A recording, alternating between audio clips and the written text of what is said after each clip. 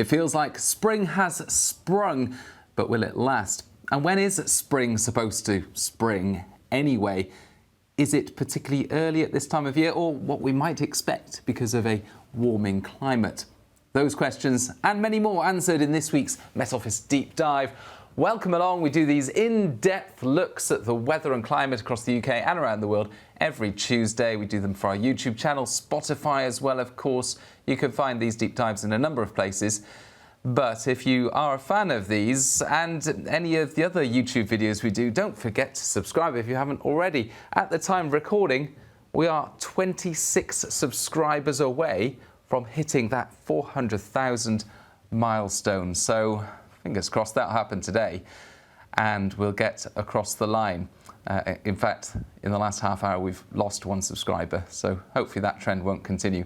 And we will leap over 400k subscribers because that will only encourage us to do more of these kinds of videos.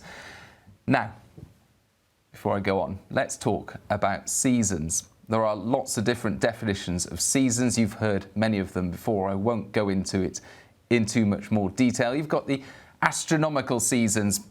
By those definitions, astronomical spring starts on the 20th of March. That's the equinox this year. We've got the meteorological seasons. They are defined by 3-month periods to help with climate records and other things. And by that definition, meteorological spring begins on the 1st of March. That's this coming Sunday. But do either of these definitions make sense when you look at the data? That's what I'm going to be looking at right now. And to help me with that, I looked at some of our climate data, specifically the mean temperature across the UK for every day of the year. The mean temperature, that is the average of the maximum, the daily high, and the minimum, the overnight low. So the mean temperature for every day of the year, falling through winter, rising through spring and into summer. And you can see the mean temperature illustrated on this. This is the 1991 to 2020 mean temperature for the UK for every day. It's the black line here, and overlaid on top of the black line in the middle, we've got the daily highs and lows that we actually saw last year, 2025, the warmest year on record, of course, for the UK. So I looked at the daily mean temperature, not this 30-year period initially. I'll get onto why in a moment. I looked at the 1961 to 1990 30-year period. And I looked at when the warmest quarter of the year has occurred within that 30-year average. So the warmest 91-day period. And came up with a result of the 12th of June to the 10th of September. In other words, if we just take the warmest quarter of the year and call that summer, then summer would begin on the 12th of June and it would end on the 10th of September.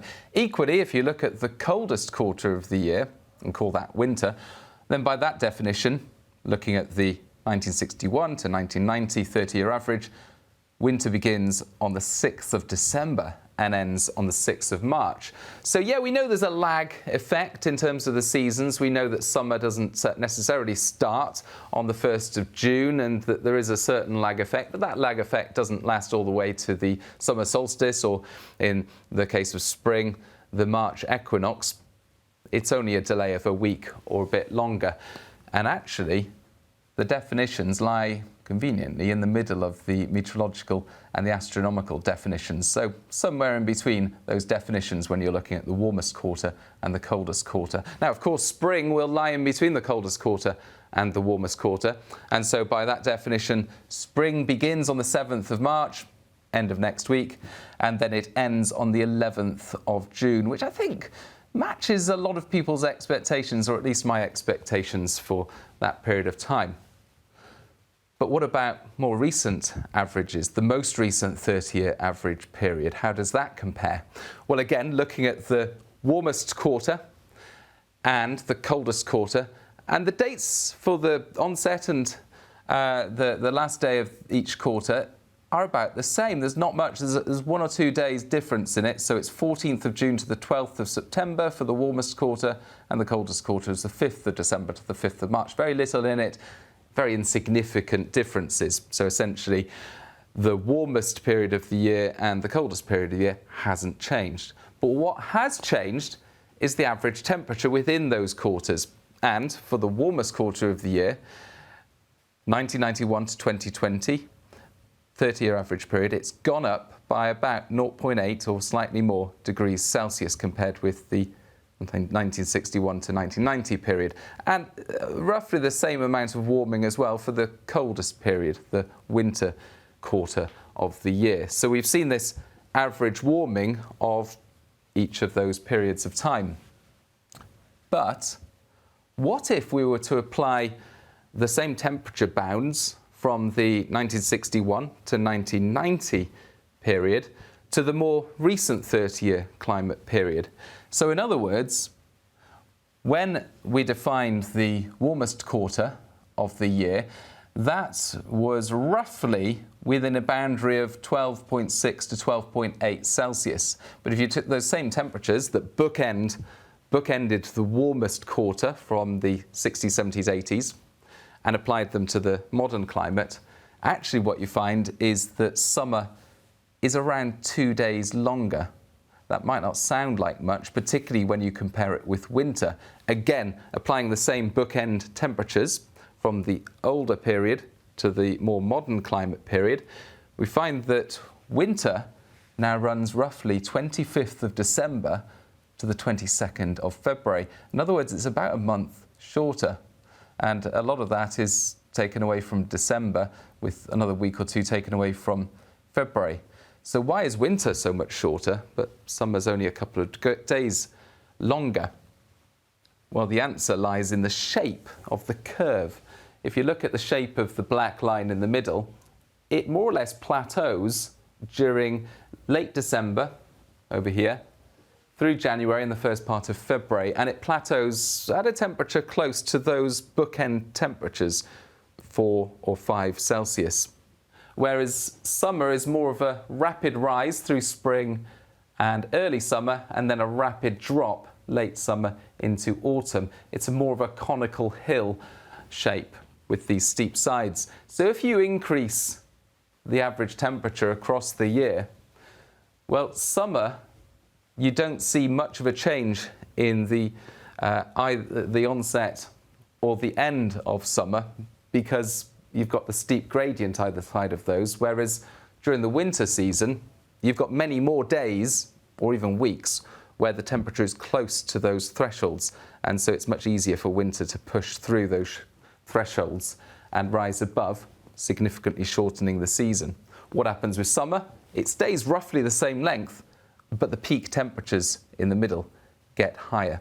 In other words, winter gets shorter, summer about the same length, but hotter during that 3-month period, more intense temperatures. And certainly what we saw last year, look at these spikes throughout summer, well above average, these temperature spikes occurring throughout June, July and August. So those are the kinds of changes that the data suggests that we've seen during recent decades. And you know, the kinds of temperatures that we would normally expect late autumn, early spring are now cropping up more regularly in the winter. And that's what we've seen this winter. Now, looking at this winter as a whole, we had a very mild start to December. First half of December, very mild. That's what this curve shows. Then it plunged into much colder than average for the start of the year, from around Christmas Eve onwards into the first half of January. After that, kind of been bobbing up and down, close to average, if not higher. And remember, this is the UK average temperature. It has been significantly colder across northeastern parts of the UK compared to elsewhere. Then more recently, we've gone down a little, but in the last few days, we've risen significantly. And if you were to take the more modern thresholds or bookends for how winter is defined, and that's a temperature of roughly 5 degrees, then you can see we didn't go below 5 degrees, which is this line here, until Christmas Eve. So you could say that autumn effectively extended up to the day before Christmas Eve. Then we've consistently been around, at times below, but more recently a little above average, And now we've risen significantly out of the coldest part of winter, perhaps. And so you may, and it may be too early to say, but you may say that this is a consistent warming that you'd expect at the start of spring. So, could it be that this winter has only lasted 2 months, from Christmas Eve up to around the 22nd of February? Well, that would certainly be an interesting one to look at, but effectively, temperatures now have climbed significantly, and we are, over the next couple of days, heading towards the highest temperatures of the year and potentially the highest temperatures since early November. So, winter may be over, but is spring going to last all that long? Well, the peak of this warm spell is occurring during Tuesday and more essentially into Wednesday. Here's the bigger picture at the moment. We've got the jet stream coming in from the Atlantic, but then diving to the south, out to the west of the UK, and it's all getting bunched up out to the west of the UK because of this area of low pressure. This is the winter storm that northeastern parts of North America experienced, some really significant blizzards, snow drifts, crazy amounts of snow in parts of Boston, New York, and so on.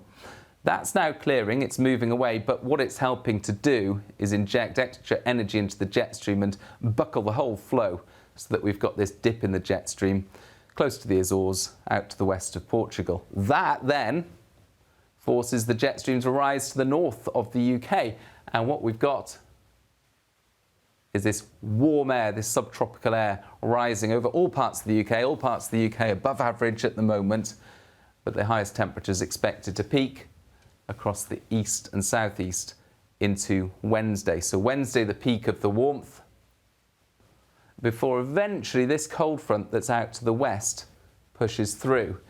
That clears through and it opens the door to another change on the way.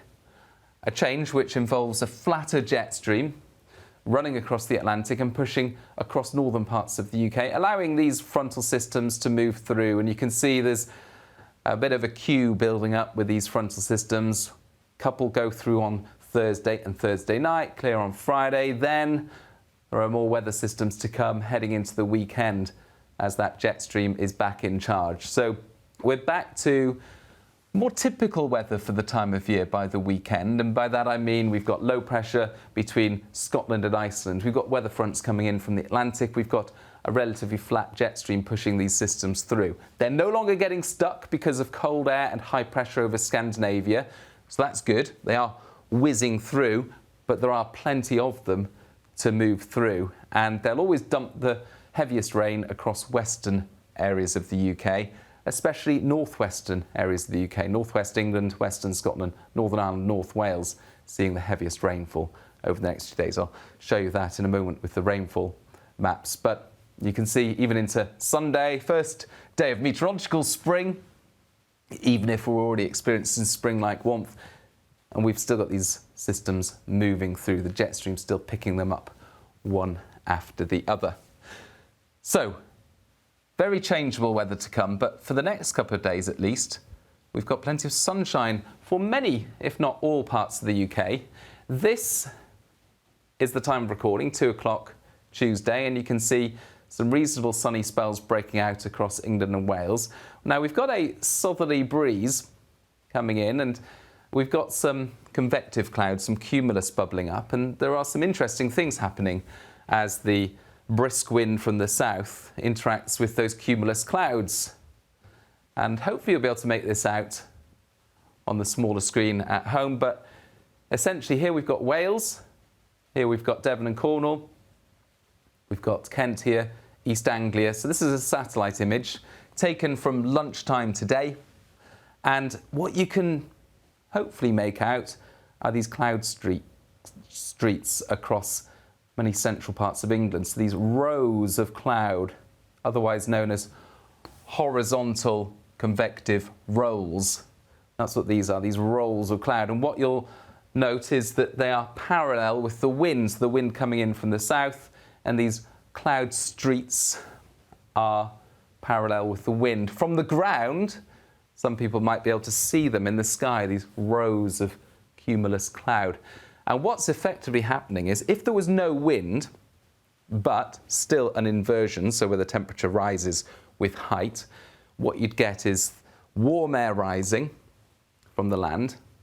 And this is a spring-like satellite image, by the way, where you've got a warm land heated by the sun, rising air and cumulus clouds forming.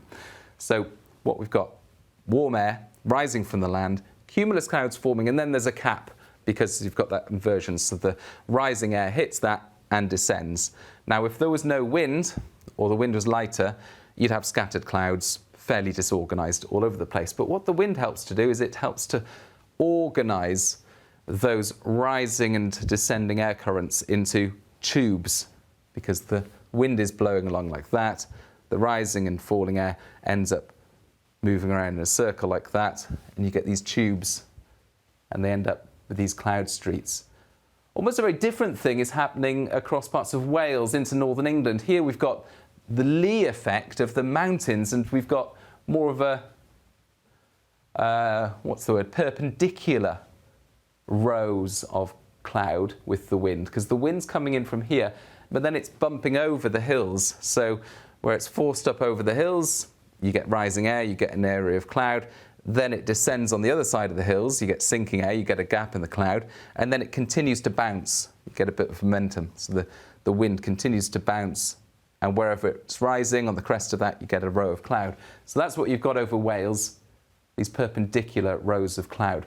Anyway, we thought that was an interesting thing to share with you. But back to today's weather, plenty of sunshine across England and Wales, or at least this convective cloud.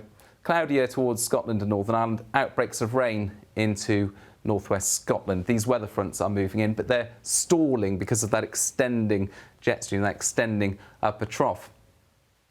Brisk winds from the south, like I say, and temperatures peaking at 15 or 16 Celsius this afternoon across the east and southeast of England.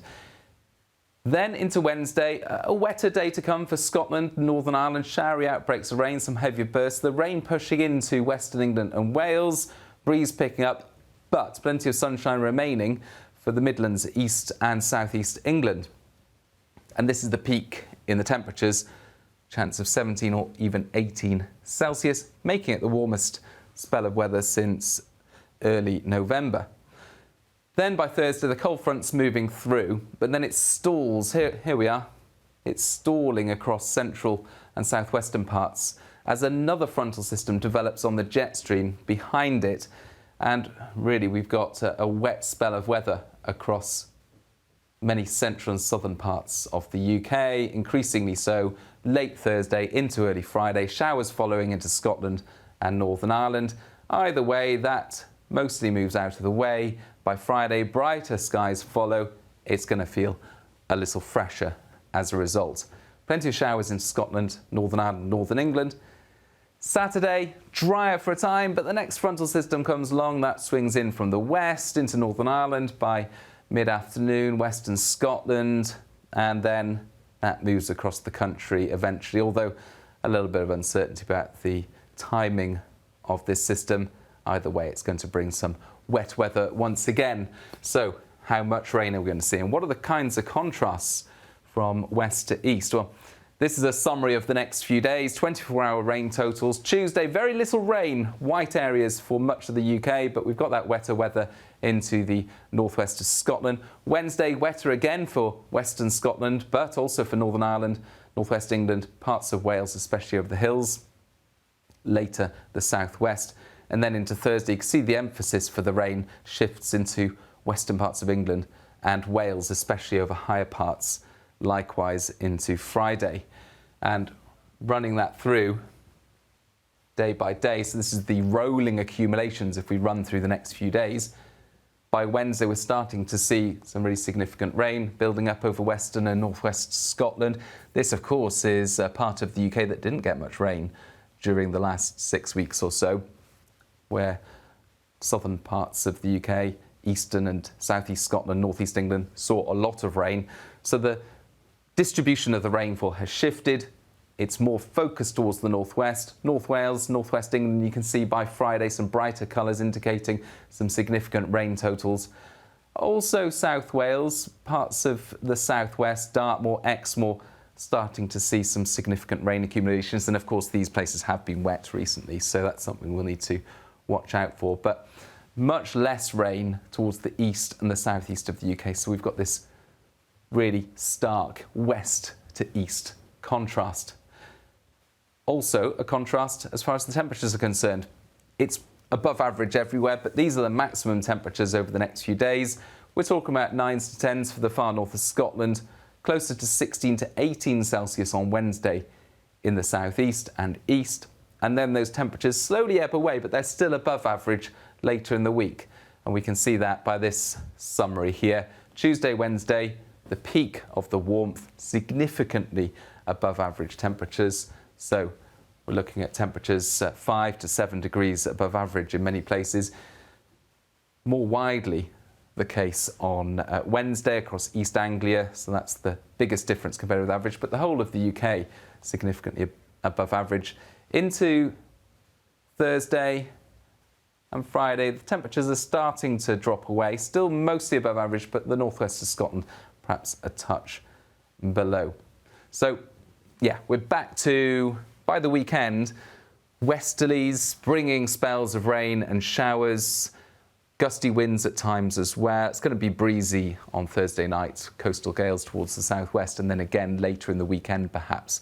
But nothing particularly exceptional for the time of year, and it's northwestern parts of the UK that will soak up a lot of the additional rainfall, where we haven't seen that much rainfall recently. How long will that last? Well, there's a bit of uncertainty about this, because as we go into spring, and this is the Monday the 2nd of March onwards on this graphic, this effectively shows the probability of different weather patterns into the next 2 weeks. You can see a lot of colours on the chart here. Doesn't necessarily mean that it's completely uncertain. A lot of this is down to the timings of different systems moving through, or how the position of low pressure and high pressure in the vicinity of the UK are categorised. Because effectively it looks likely, if I click on a summary showing the top 3 most likely weather patterns into the middle of next week, it looks most likely that we're going to get a westerly airflow, what we call a positive North Atlantic oscillation. So that means we've got low pressure close to Iceland, high pressure close to the Azores, similar to what we typically expect, but a bit more enhanced. So an enhanced westerly airflow. That would, of course, continue to bring above average temperatures, even if not as mild as it is today and tomorrow. It would continue to bring spells of rain and showers from the west, wettest over western hills. And these are the top 3 most likely weather patterns. Southwesterly here, the colours indicate above average temperatures. Westerly here, and west to northwesterly here. So effectively, it's variations on the theme. We've got high pressure over Central Europe or over Iberia, occasionally bringing some drier weather into the south, but we've got low pressure over Iceland, occasionally bringing some wetter and windier weather in from the northwest. So first week of March looks like a continuation of what we've got at the weekend, this enhanced westerly airflow. In the respect of temperatures, it may be spring-like at times, but the unsettled weather, the wind and the rain, might make it feel a bit more like autumn. However, as we've discovered, that's often what spring is like anyway at the first week of March, first week of meteorological spring. Well, it's often like this. It's often the case that March comes in like a lion and out like a lamb. So, yeah, might not be too long to wait for some more prolonged, settled and dry weather, but nothing solid on the horizon as far as we can see at the moment. Thank you for joining me for this week's Met Office Deep Dive. Hope you enjoyed it. And yeah, hit that subscribe button. Please do help us out. You never know, by the time you're watching this, we might already be up to 400k, and that would make me very happy indeed. See you next time.